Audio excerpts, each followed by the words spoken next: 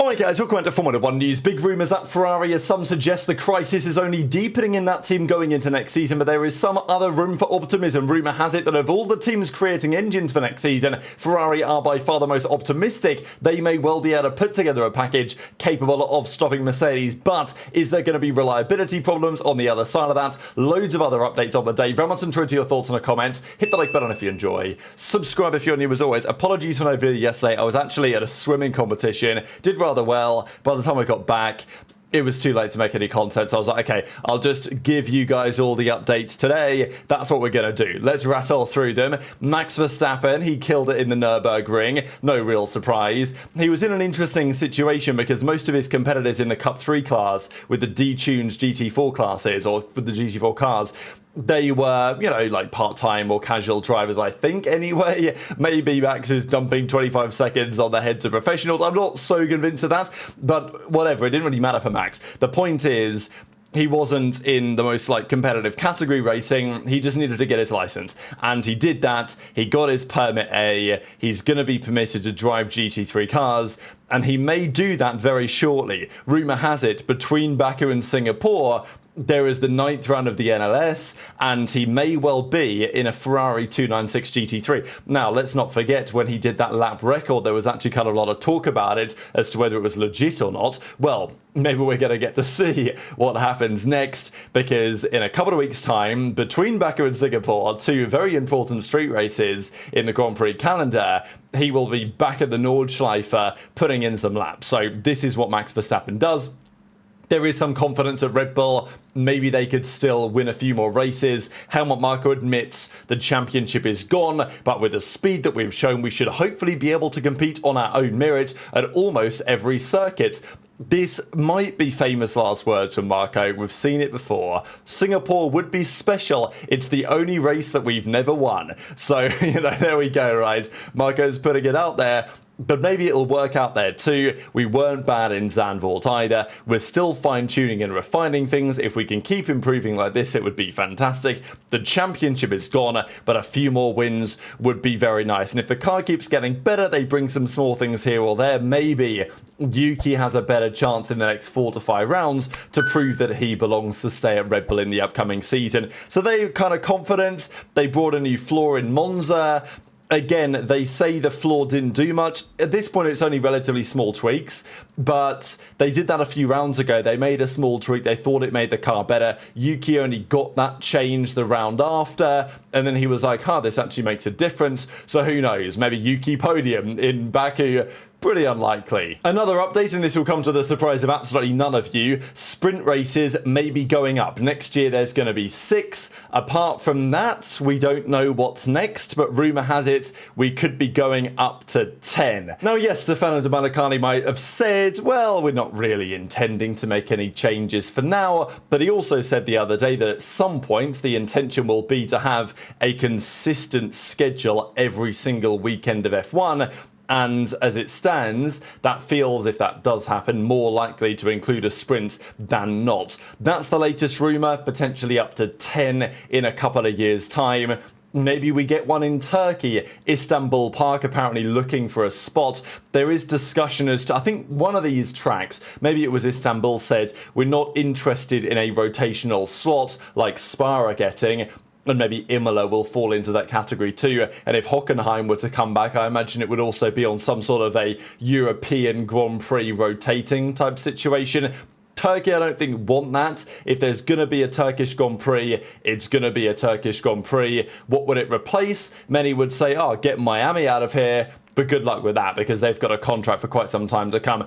Let's talk about this though, because this was a big confirmation yesterday of Sainz's penalty at the Dutch Grand Prix getting removed. Now this was a highly controversial penalty, as I will say was Behrmann's penalty for the incident with Sainz that happened during the Monza Grand Prix. I think both incidents were not identical precisely, but they were, I think, both racing incidents. And Williams decided that they felt this was so egregious they were going to protest test it, and Sainz even made it very clear that he wanted to after the race. You guys remember after Zandvoort when Sainz said, I want to find the stewards, basically give them a piece of my mind, but they refused to talk to him apparently, and they were like, no, we're not interested in you coming to see us for no good reason unless you want to file an official protest. That's what they did. This was the moment where Sainz had no, what you would consider today to be right to the corner. Now, whether you should really have a right to the corner, well, like whether that's even a conversation we should be having, right? Because maybe the argument is, if there is a car on the outside, give them space. Maybe that would be a sensible approach. But you have to define it in some way or another, and you always have to define where they are to make them be considered alongside. Now, the argument also is just drive sensibly, and almost all of these situations will not unfold. But the drivers, they know the racing rules to a T, and they will try to use them in every way they can to their advantage. Lawson was aware that having the lead going into this corner and having the lead during this corner on the inside, he had no reason to give Sainz any space on the outside, and Sainz, could have decided to yield in this scenario. But equally, Lawson, knowing there was a car on his outside, deliberately squeezed Sainz totally out of room, and in so doing, caused contact. Now, you might argue, oh, well, Sainz caused contact by being there and he didn't have the right to the corner. That was, I suppose, the steward's initial interpretation. But there's no doubt that whatever you want to say about both sides of this discussion, this, to me, I thought was a racing incident, right? Sainz probably shouldn't have been there. He was taking a risk by being there, that Lawson would give him the room on the outside. But Lawson also initiated the contact in his own driving through the corner. So I thought this was a racing incident, and the stewards eventually agreed, but it took them some time to agree. So this is what happened yesterday. His penalty points have been removed. This, unfortunately for Sainz, does not mean that he gets a 10-second head start at the next Grand Prix. The 10 seconds is lost to time, but this is important from the perspective of the stewarding rules going forwards, because if that's situation was a penalty for Sainz when he's on the outside, the other guy drives into him effectively, and he's the one that gets the penalty, that set a pretty dangerous precedent. But I will say this decision in and of itself is quite remarkable, and in and of itself creates another precedent, because we never see this. Very rarely do we get penalties that are attempted to be revoked by a team and actually are. Usually these right of reviews go nowhere, and even if they do go somewhere, they are rejected almost immediately. As far as I'm concerned, the stewards probably knew that this was not the right decision. They probably needed to change it. But the way that they came to this conclusion is interesting, because you guys might be aware, in order for a right of review to actually get through the filter, let's say, they have to provide new and compelling information. So the stewards were required to determine if any significant or relevant new element is discovered which was unavailable to the party seeking the review at the time of the decision. So that's the first thing. If you can't say anything new and you can't bring anything new to the table in the way that Christian Horner did with the screenshots of Max Verstappen's car back in the day, then the review goes nowhere immediately. So Williams asserted that they had 3 new elements that they could bring to the party. They had footage from the 360-degree camera on car 55, footage from the rear-facing camera on car 30, which is Lawson's car, testimony from the driver. Now, first of all, realistically, all of these things should have been available around about the time. Now, you could argue the rear-facing camera on car 30 wasn't available at the time because it was only the front-facing camera, but you could see everything you needed to see, right? Like, I don't think there's any doubt that there was enough evidence there on the day, given Sainz's front-facing onboard, Lawson's front-facing onboard with the way that he was manipulating the steering input. there was enough evidence that they had when making the decision to make the correct decision. They've now been given the 360-degree footage, the rear-facing footage on the cars, and then Sainz giving his perspective, which at the end of the day shouldn't really matter anyway. My point is that the stewards could very easily, I think, have looked at Williams trying to give this new evidence and saying, we had perfectly enough camera evidence at the time to make our decision. What you are bringing us is not significant and relevant new evidence. And I think that in many respects, it's actually not. Like, given some of the previous rater reviews that have been denied, the teams try and give new evidence, and the stewards will almost always say, yeah, that evidence is not significant enough, we're just going to reject the right to review. I think the stewards could very easily have done the same here and said, what you've brought us doesn't really change anything. We had access to basically everything that shows at the time. But I believe the stewards knew that they needed to overturn this, and therefore they were like, okay, Williams, whatever, say that you've got this new evidence, which you have, but it's probably not that relevant. And as a result, they went through the review, and the other processes happened as a result. They went through everything. Are these new elements significant?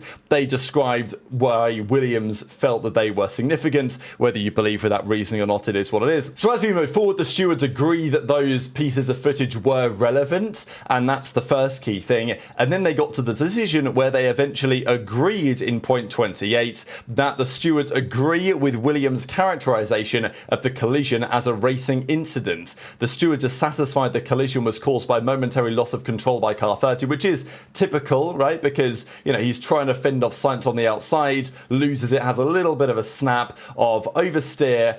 But they could see that from the front-facing onboard, right? Like, there wasn't new evidence. However, in the steward's assessment, no driver was wholly or predominantly to blame for the collision. Car 55 contributed to the incident by taking the risk to drive close to or on the outside of car 30 when car 55 had no right to room there, and there was a real possibility that, if the collision had not occurred where it did, car 55 would run out of track at the exit, or a collision would have occurred. So, yeah, I think Sainz would totally accept that he was taking a risk, but for him to get a penalty for getting eventually driven into is pretty outrageous. So they say they're removing the penalty points that he got. Unfortunately, there's no remedy to correct that serve penalty at the time, but the point here really was just to try and come up with a decision which actually made some sense, and that we can move forward with racing rules that make more sense going forward. So I think the conclusion here is the correct one. It was a racing incident. The stewards now agree.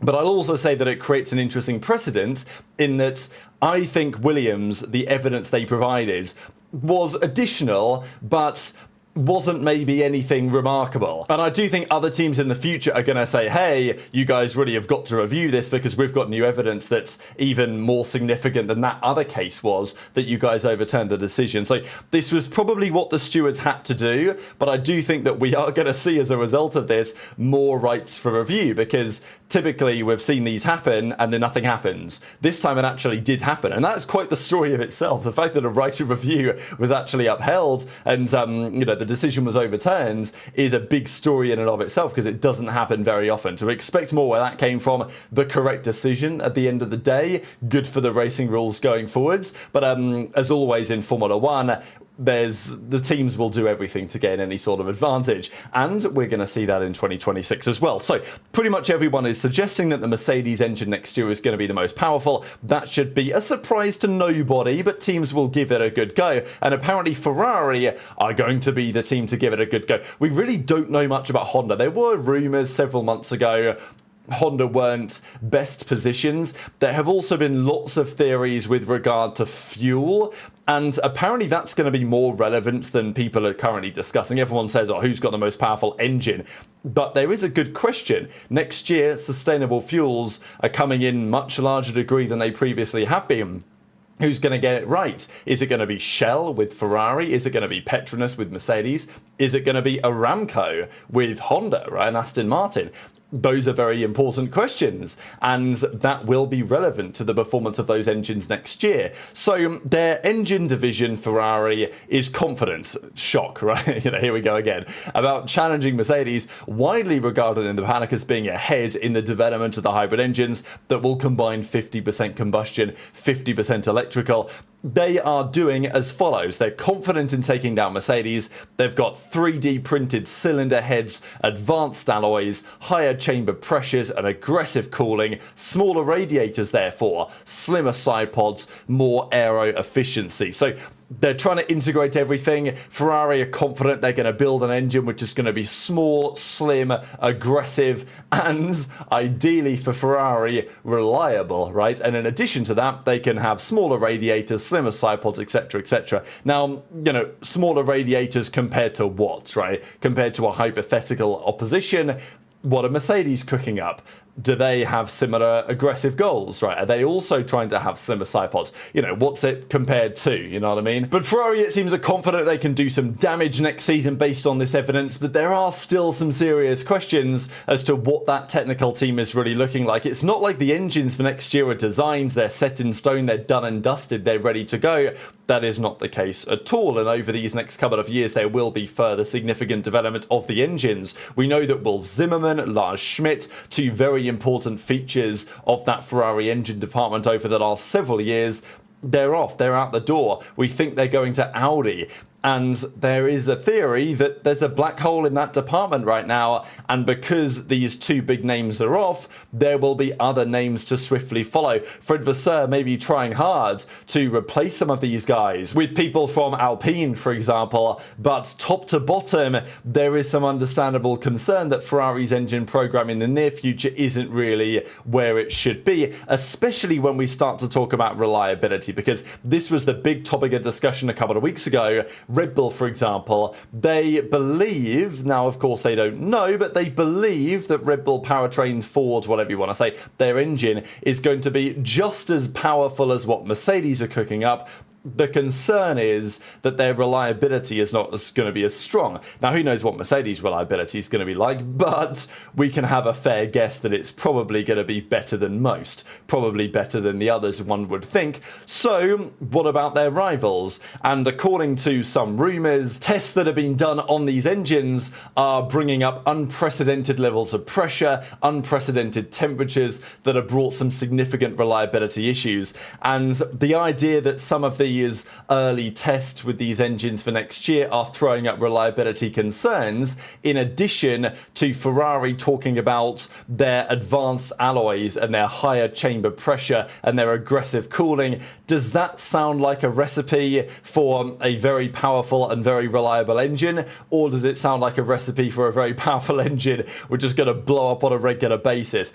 That is a possibility that one cannot discount. The other thing, though, of course, around that engine, because to design the aero package, you've got to know what the engine's going to look like. How's it going to be positioned? How are you going to do the cooling? And all these other features. And that makes it a big challenge for next year. And also, for a team like McLaren, it's also a challenge because they've got to integrate an engine into their chassis. As of yet, they've not seen it. I mean, they've seen it, but they're not designing it like Mercedes are. Ferrari, they do both elements of it, of course. They've got basic chassis and suspensions already defined. The car is about 70% complete. So it's a solid start for Ferrari, but they have more work to do, of course, to integrate everything going into next season. And you'd expect over the next couple of months, that number will near enough become 95, 99, and they'll put the finishing touches together at the start of next season. So very much intrigued to your thoughts on all this stuff in the comments below. Just to therefore look at this, penalty points look as follows. Sainz, of course, now gone from this list. Behrmann's at 10. And he's got quite a while. I think he picked up a couple in Brazil last year when he subbed in for Magnussen. So he's basically got until then to not get another couple. And you don't tend to get one. So, if Behrmann has another incident, then he's probably going to get a race ban. It would be very great, wouldn't it? There was probably better words to use. But it would be kind of spectacular if Magnussen returned for Behrmann. Could you imagine? Behrmann gets a ban and Magnussen comes back in, steps in for him. That would be a storyline and a half. Verstappen's still on 9, but as of late, his driving's been better than it was, let's say, back in Spain. So he's still got some optimism that there's a strong future. Just one final thing. This I thought was pretty funny. You guys have probably seen this, but a couple of weeks ago, Cadillac have been running these mock preparation runs for 2026. They get the whole team here. They pretend that they have a car on the track.